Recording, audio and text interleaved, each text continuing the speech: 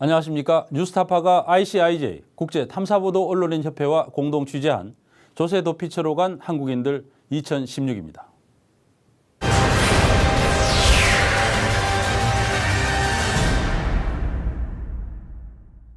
뉴스타파는 파나마의 법무법인 모색 폰세카에서 유출된 자료에서 2011년 포스코가 인수한 법인들을 발견했습니다. 포스코가 500억을 주고 인수한 이 기업들이 자산이 전혀 없는 페이퍼 컴퍼니로 드러난 것입니다. 문제는 또 있습니다.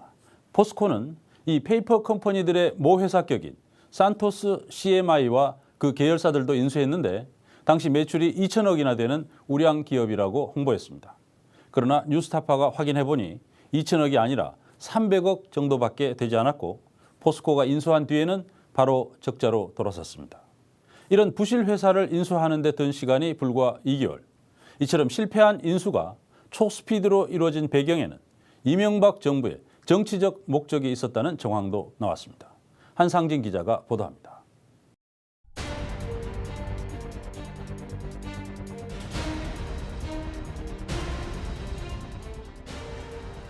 뉴스타파는 모색 폰세카 유출 자료 분석을 통해 2011년 2월 포스코가 인수한 해외 기업 두 곳이 사실상 페이퍼 컴퍼니라는 사실을 보도한 바 있습니다. 서류상 영국 등록법인인 EPC 에쿼티스와 산토스 CMI 컨스트럭션 트레이딩입니다. 둘 다 에콰도르 기업인 산토스 CMI의 관계회사로 영국 국세청에 신고한 서류엔 자산이나 현금 흐름이 전혀 없다고 되어 있습니다.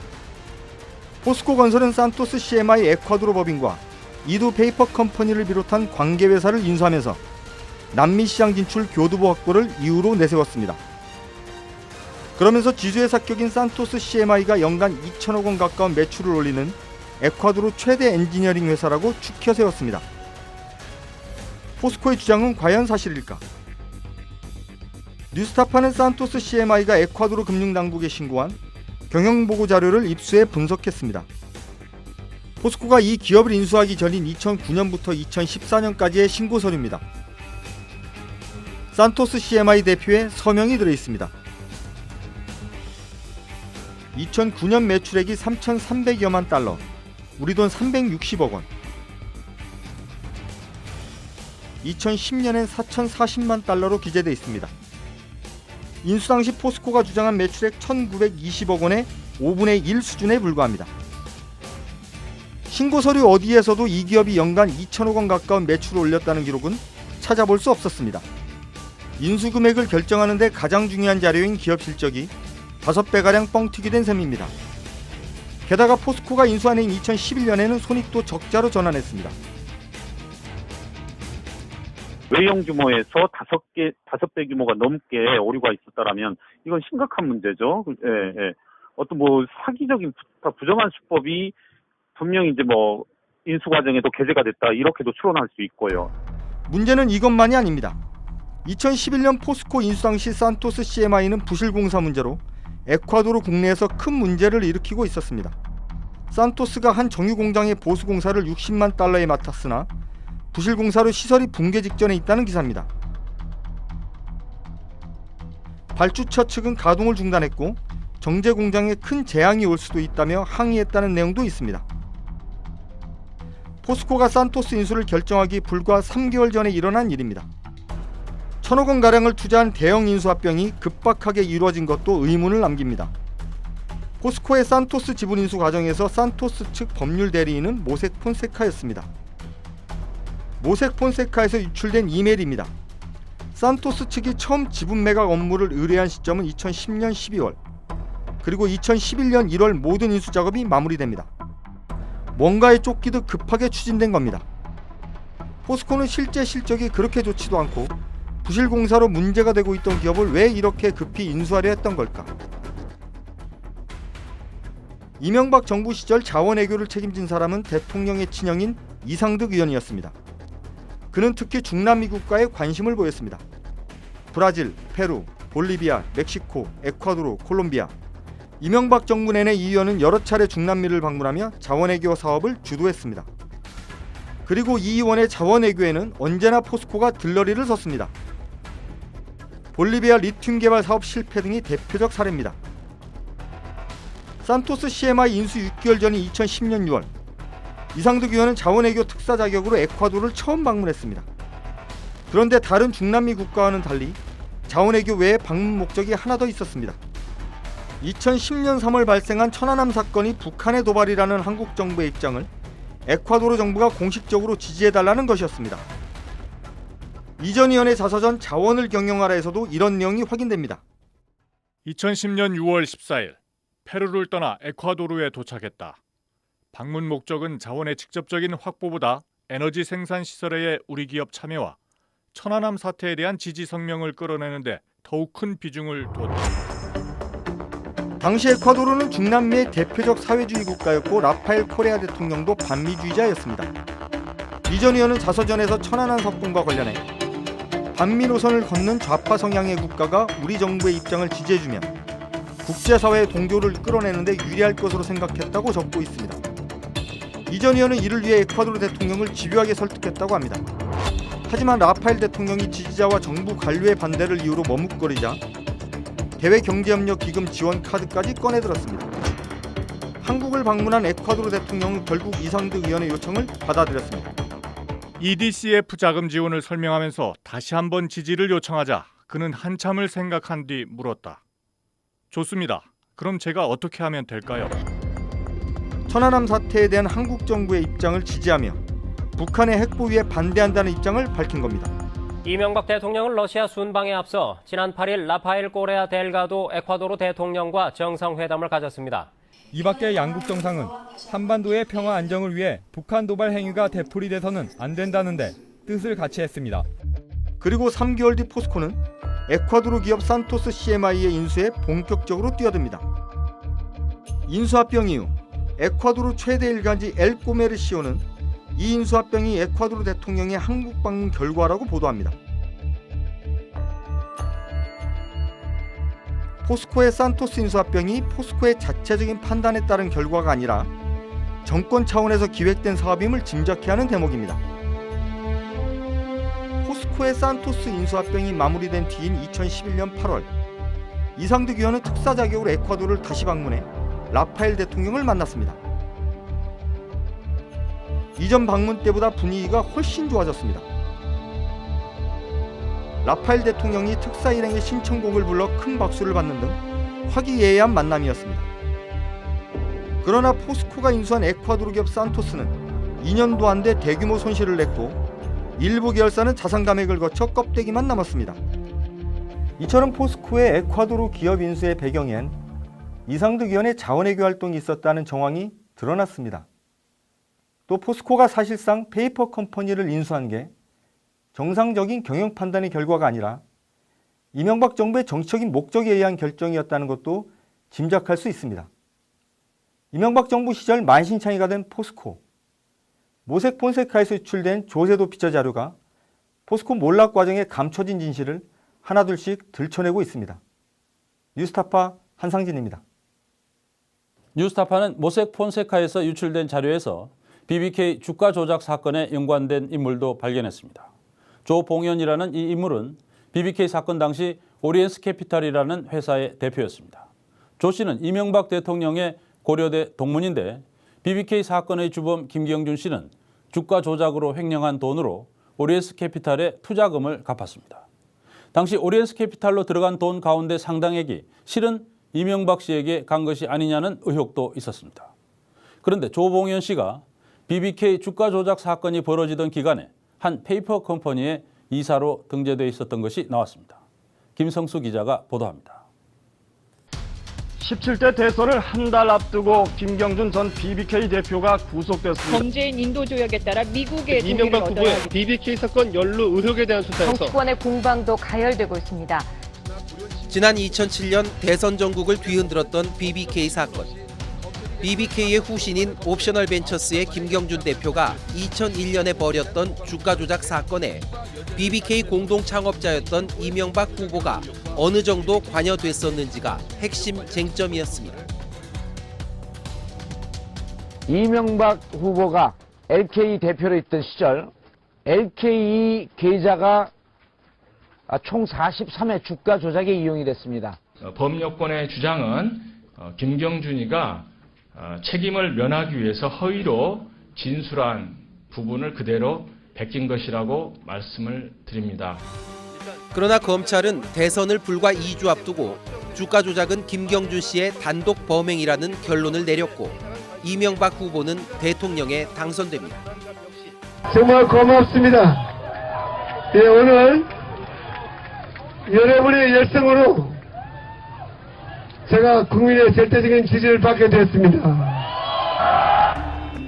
하지만 여전히 풀리지 않은 의혹이 있습니다. 김경준 씨는 미국 도피전인 2001년 주가 조작 횡령금 384억 원 가운데 200억여 원을 일부 투자자들에게 돌려줬습니다. 그 내역은 검찰이 2004년 미국 정부에 보낸 김경준 씨에 대한 범죄인 인도 요청서에 기재돼 있습니다. 여기엔 오리엔스 캐피탈이라는 회사가 2001년 7월과 10월 두 차례에 걸쳐 BBK 투자금 104억 원을 돌려받은 것으로 나옵니다. 그러나 2007년 대통합민주신당 측은 10월에 반환했다는 54억 원이 오리엔스 캐피탈이 아니라 동원증권에 개설된 계좌로 송금된 증거를 확보했습니다. 이 계좌는 당시 MB가 공동대표였던 LKE뱅크의 것이었고 입금자는 당시 MB의 여비서로 훗날 청와대 비서관이 되는 이진영 씨였습니다. 결국 이 54억 원이 MB 측으로 갔다는 의혹이었습니다. LK뱅크 구조도 들어가 있어요, 세 개가. 그런데 유독 이 문제의 이 동원증권 계좌는 빼 있어요. 검찰의 어느 기록에도 이 계좌만 빼져 있습니다. 왜 빼뜨린 겁니까? 검찰 조사가 이렇게 부실하니까 계좌 추적이 진짜 의료적인지 혹 특정 후보를 비호하기 위해서 이 계좌에 대해서 쉬쉬하고 있는 것인지 하는 의심이 안 들 수가 없죠. 검찰은 한 달 뒤 최종 수사 결과 발표에서 오리엔스 캐피탈의 투자금 회수에 관한 기존 수사 내용을 일부 수정합니다. 오리엔스 캐피탈의 조봉현 회장에게 2001년 7월엔 50억 원이 아닌 12억 원이, 10월엔 조봉현 회장과 박모 씨 두 사람 앞으로 54억 원이 보내졌다는 겁니다. 그러나 여전히 오리엔스 캐피탈 측이 얼마를 투자했다가 얼마를 돌려받은 것인지는 분명치 않았습니다. 더구나 검찰은 이때까지도 문제의 동원증권 계좌에 대한 압수수색을 벌이지 않았습니다. 그럼 동원증권의 증권을 통해서 돈을 환수를 했다고 하는데 이 들어간 증거만 있지 이 돈이 어떻게 분할이 돼서 누구에게 돌아갔는지 조봉현 씨에게 진짜 간 건지 이런 등등의 이후 과정이 전혀 없었던 거죠. 그리고 그 과정에서 보면은 늘 페이퍼 컴퍼니가 같이 나옵니다.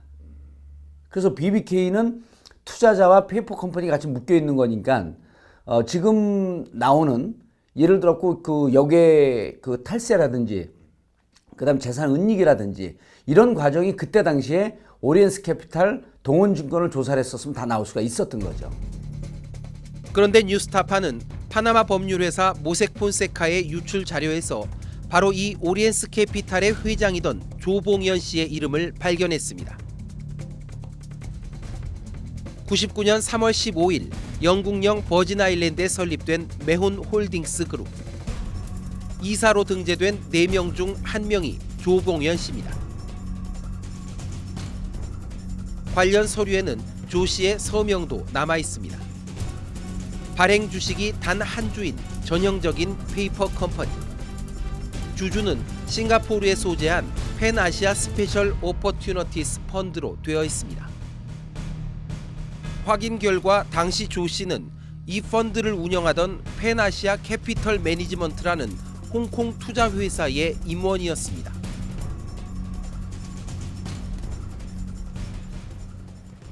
그 중국 사람들이 만든 펀드에 내가 그 이사로 있었어요. 그 중국 사람들이 동남아 각국에 투자하는 그런 펀드예요. 좀 연이 있으셨던 분들이신가요? 그냥 아는 사람 소개로 만나서 그 사람들이 혹시 우리 투자할 때 한국에도 투자할지 모르니 한국에 투자할 때 참고로 좀 이 어드바이스를 해달라 그런 명목으로 들어갔을 거예요.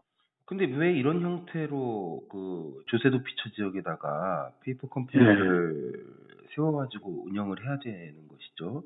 그거는 그 사람들한테 물어보세요. 난 그 사람들하고 이 관계가 그 후로 끊어져 가지고.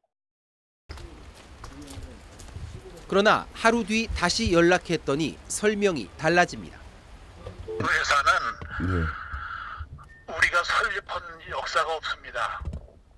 설립한 역사가 없는데 왜 설립한 서류가 나와 있죠? 글쎄요, 그건 난 모르겠어요. 난 그런 그 옛날 친구들한테 물어보니까 네. 그런 회사를 만든 사실이 없다고 그러네요. 매혼 홀딩스라는 회사를요? 예. 내가 사인을 했다 그러는데 네. 그 사인한 부분을 메시지를 보내보세요. 사진 찍어서. 휴대전화로 해당 서류를 보내주었지만 조 씨는 그때부터 취재진과의 접촉을 완전히 끊었습니다. 그 서명한 흔적까지 있다고 저희가 자료까지 요청하셔서 보내드렸잖아요. 그럼 해명을 끝까지 좀 해주셔야 되지 않으시겠어요? 지금 밥 먹는 시간에 전화하지 마세요. 자택에 있으면서도 인터폰마저 받지 않았습니다. 귀가는 하셨죠? 보니까 불 켜져 있는 것 같아가지고. 야, 끊어진 건가요? 예, 끊어진 거예요. 사모님도 다 계시고 다 되는데. 조 씨가 해명을 거부한 이 페이퍼 컴퍼니는 BBK에 투자했던 오리엔스 캐피탈과 어떤 관계였을까? 조 씨는 취재진과 연락을 끊기 전 주고받은 대화 속에서 이에 관한 작은 단서를 남겼습니다. 그때는 이제 우리가 그 자문 업무를 한 거죠, 우리가. 홍콩 페나시아 캐피탈 매니지먼트에서 한국에다가 투자하는 거에 대해서 이제 한국 쪽 투자에 대한 자문을 해주시는 그렇죠. 데가 오리엔스 캐피탈로 보면 되는 건가요? 예. 그러니까 오리엔스 캐피탈이 홍콩 펀드의 한국 투자 자문 역할을 했다는 것입니다. 실제로 조 씨는 2001년 9월 오리엔스 캐피탈을 청산한 뒤 아예 홍콩 회사와 동일한 이름의 투자 회사인 펜아시아 캐피탈을 설립해 최근까지도 대표로 활동했습니다. 그리고 조 씨는 자신이 영국 시민권자임을 강조하기도 했습니다. 내가 영국 시민입니다. 97년부터. 이게 영국 사람이 무엇을 했다 하더라도 홍콩에서 이게 또 레이언이라는 이 회사가 내가 기억도 못하는데 BBI든 파나마건 잘못된 일이 아닐 수도 있어요. 또 최근 발간된 한 인터뷰집에서는 해외 투자 사업에 페이퍼 컴퍼니를 활용했던 흔적을 남겼습니다. 2003년쯤 일본 부동산이 80~90%까지 폭락했습니다. 이걸 사들여서 임대를 놓으면 수익이 나겠다 싶어서 일본 모건 스탠리 지사와 협의해 투자를 받아 일본 지방 도시의 부동산 2,000가구 이상을 매입했습니다. 그런데 일본에서는 외국인이 투자하면 매매 차익의 40%를 세금으로 내야 했기 때문에 절세를 위해 페이퍼 컴퍼니를 만들었습니다. 나중엔 투자한 걸 다 묶어서 싱가포르 시장에 상장시키고 손 털고 나왔습니다. 정리하면 조 씨는 90년대 말부터 동남아와 국내에서 투자 금융 사업을 해왔던 이른바 검은머리 외국인으로 BBK에 대한 투자도 그 일환이었던 것으로 추정됩니다. 또 이 같은 투자 과정에서 투자 자금 출처나 투자 수익을 감추기 위해 다수의 페이퍼 컴퍼니를 활용했을 가능성도 높습니다. 오리엔스 캐피탈을 통해 BBK에 투자된 자금의 원 출처와 나중에 회수했다는 자금의 행방도 이런 방식으로 감춰졌을 수 있다는 얘기가 됩니다.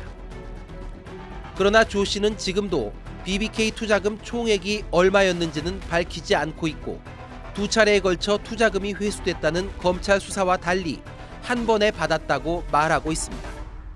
나는 동원증권하고 내 평생에 거래한 적이 한 번도 없어요. 뿐만 아니라 나는 54억이라는 숫자도 이상한 게 나는 돈을 한꺼번에 받았어요. 아, 한꺼번에 받으세요. 얼마 정도였나요? 자, 얘기는 더 이상 하고 싶지 않으니 전화 끊습니다.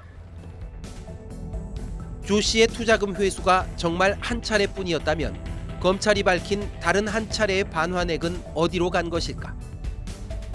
조 씨는 MB와 고려대학교 동문이었고 BBK 주가 조작 사건 당시 오리엔스캐피탈과 BBK 사무실은 삼성생명 빌딩 18층에 나란히 자리했었습니다. 뉴스타파 김성수입니다. 뉴스타파가 파나마 로펌 모색 폰세카 유출 자료에서 찾아낸 한국인 중에는 유회원 전 론스타 코리아 대표도 있었습니다. 유 씨는 론스타가 외환은행을 헐값에 인수한 뒤 되팔아 수조 원대의 차익을 챙기는 과정에서 핵심 역할을 한 인물이고 본인도 수백억 원의 수익을 올린 것으로 알려졌습니다. 뉴스타파는 유회원 씨가 조세도피처의 페이퍼 컴퍼니를 설립하고 그 명의로 홍콩에 비밀 계좌를 개설한 사실을 확인했습니다. 조현미 기자가 보도합니다. 2003년 미국계 사모펀드 론스타가 외환은행을 헐값에 인수하면서 시작된 이른바 론스타의 외환은행 먹튀 사태. 유회원 전 론스타 코리아 대표는 존 그레이켄 론스타 회장, 스티븐 리 전 론스타 코리아 대표 등과 함께 론스타의 외환은행 먹튀 핵심 4인방으로 불립니다. 유 전 대표는 2003년 외환은행의 외환카드 합병 당시 허위 감자서를 유포해 주가를 조작한 혐의로 2011년 10월 징역 3년을 선고받고 2014년 만기 출소했습니다. 그런데 지난해 다시 유회원이라는 이름이 언론에 오르내리기 시작했습니다. 유 전 대표가 장화식 전 투기자본 감시센터 대표에게 론스타 등에 대한 비난 행위를 중단하는 대가로 8억 원을 건넨 사실이 드러났기 때문입니다. 검찰 수사 과정에서 유회원 씨의 계좌에 수백억 원이 쌓여 있다는 보도도 나왔습니다. 이 돈이 론스타 비자금이 아니냐는 의혹이 제기됐습니다. 하지만 검찰은 비자금이 아니라는 쪽으로 정리했습니다. 당시 서울중앙지검 특수 1부장이었던 김후곤 대검찰청 대변인은 론스타와의 정상적인 계약에 따라 받은 것이고 관련 내용을 모두 국세청에 신고한 것으로 수사팀이 파악했다고 한다고 전했습니다. 실제 검찰은 2006년 외환카드 주가 조작 사건 수사 당시 유회원 씨가 론스타의 각종 투자 사업에 참여해 400억 원이 넘는 배당 수익 등을 올릴 것으로 추정한 바 있습니다. 하지만 검찰은 지난해 유회원 씨가 장화식 전 대표에게 건넨 8억 원의 출처를 확인하는 과정에서 유 씨의 해외 계좌까지는 수사하지 않은 것으로 확인됐습니다. 유 전 대표의 해외 계좌에 대해서도 좀 조사를 하셨는지 저희가 그걸 좀 확인하고 싶어요. 저희들이 이제 그 사건의 핵심은 장화식 대표가 유회원으로부터 받은 돈이었기 때문에 해외 계좌까지 광범위하게 보진 않았습니다. 그런데 뉴스타파는 파나마 로펌 모색 폰세카에서 유출된 자료에서 낯익은 이름을 발견했습니다. 바로 론스타 코리아 전 대표 유회원 씨였습니다. 유 씨가 이사나 주주로 이름을 올린 페이퍼 컴퍼니는 첸스포드 인터내셔널 리미티드와 신한 골든 페이스 인터내셔널 디벨롭먼트 리미티드였습니다. 두 회사가 설립된 시기는 1996년. 회사의 주소는 대표적인 조세도피처인 영국령 버진 아일랜드의 아카라 빌딩입니다. 이 빌딩은 모색 폰세카 버진 아일랜드 지점이 들어서 있는 건물로 수천 개의 페이퍼 컴퍼니들이 등록돼 있습니다. 유 씨가 두 회사의 이사로 등재된 시기는 1997년과 1998년입니다. 유 씨는 당시 대우 계열사였던 주식회사 신한의 이사로 있었습니다. 신한 골든 페이스 인터내셔널 디벨롭먼트 리미티드는 당시 신한이 출자했던 회사로 유 씨는 다른 한국인 임원들과 함께 이사로 이름을 올린 것으로 보입니다. 하지만 또 다른 페이퍼 컴퍼니 첸스포드 인터내셔널 리미티드엔 유 씨가 단독 주주 겸 이사로 등재돼 있습니다. 원래 이 회사의 단독 이사 겸 주주는 에모 프로퍼티즈 리미티드라는 회사였다가 1998년 9월 15일 유 씨가 넘겨받은 것으로 나옵니다. 특히 유 씨는 주소를 홍콩으로 기재했고 단독 이사회를 통해 자신만 운영할 수 있는 홍콩은행 계좌를 개설하기로 의결했습니다. 단독 이사회 회의록엔 유 씨의 서명이 남아 있습니다. 취재진은 이 서명이 검찰의 론스타 사건 수사 자료에 있는 유혜원 씨의 서명과 일치한다는 것을 확인했습니다.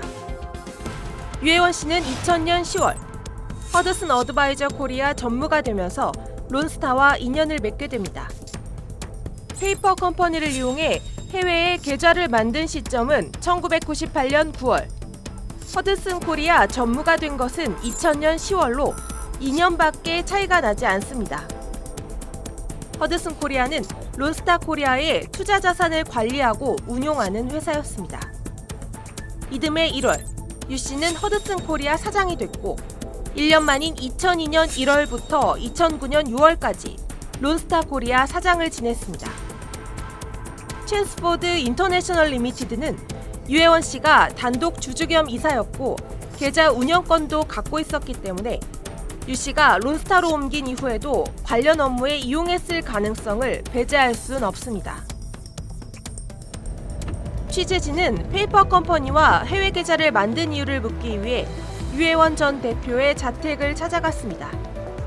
저희가 선생님 연락처를 몰라가지고 편지를 좀 써갖고 왔거든요. 네. 네, 그러면은 경비실에 놓고 가세요. 취재 용건과 명함을 남겨놓고 왔지만 유 씨로부터 답은 오지 않았습니다. 뉴스타파 조현미입니다.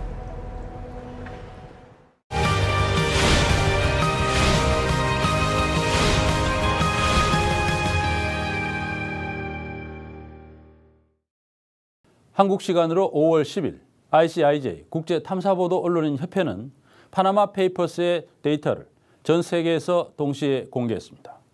뉴스타파도 그동안 찾아놓은 조세도 피처의 페이퍼 컴퍼니를 갖고 있는 한국인 100여 명을 홈페이지에 공개했습니다. 이 명단 중에는 이름과 주소만 있고 누구인지 아직 확인하지 못한 사람들도 있습니다. 이들 중에는 거대한 부패 비리와 연관된 사람이 있을지도 모릅니다. 뉴스타파는 이들의 신원에 대한 제보를 받습니다. 함께 조세 정의를 세워나가시죠. 오늘 뉴스타파 여기서 마치겠습니다. 감사합니다.